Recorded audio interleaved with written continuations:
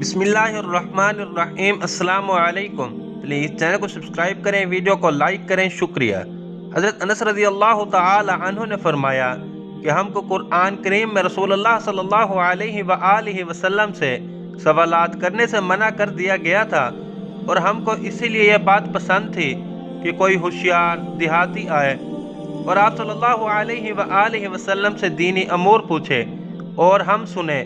چنانچہ ایک دفعہ ایک دیہاتی آیا اور اس نے کہا کہ اے محمد صلی اللہ علیہ وآلہ وسلم، ہمارے ہاں آپ کا مبلغ گیا تھا جس نے ہم کو خبر دی کہ اللہ نے آپ کو اپنا رسول بنا کر بھیجا ہے، ایسا آپ کا خیال ہے؟ آپ صلی اللہ علیہ وآلہ وسلم نے فرمایا، اس نے بالکل سچ کہا ہے۔ پھر اس نے پوچھا کہ آسمان کس نے پیدا کیے؟ آپ صلی اللہ علیہ وآلہ وسلم نے فرمایا کہ اللہ عز و جل نے۔ پھر اس نے پوچھا کہ زمین کس نے پیدا کی ہے اور پہاڑ کس نے؟ آپ صلی اللہ علیہ وآلہ وسلم نے فرمایا کہ اللہ عز و جل نے۔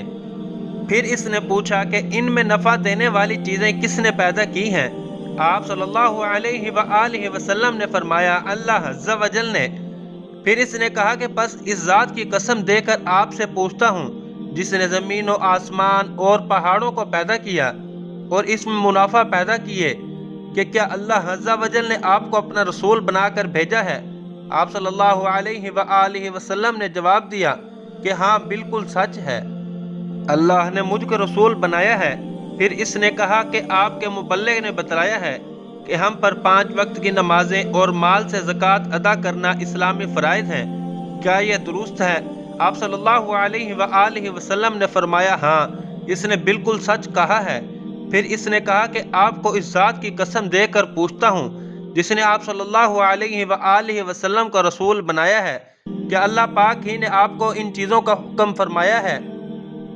آپ صلی اللہ علیہ وآلہ وسلم نے فرمایا ہاں بالکل درست ہے۔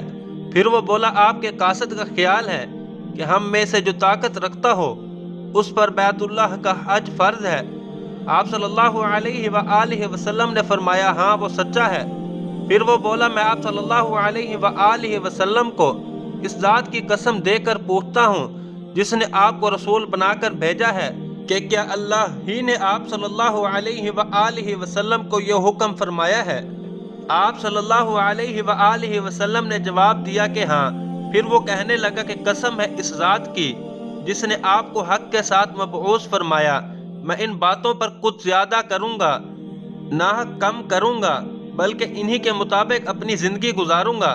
آپ صلی اللہ علیہ وآلہ وسلم نے فرمایا اگر اس نے اپنی بات کو سچ کر دکھایا تو وہ ضرور جنت میں داخل ہو جائے گا۔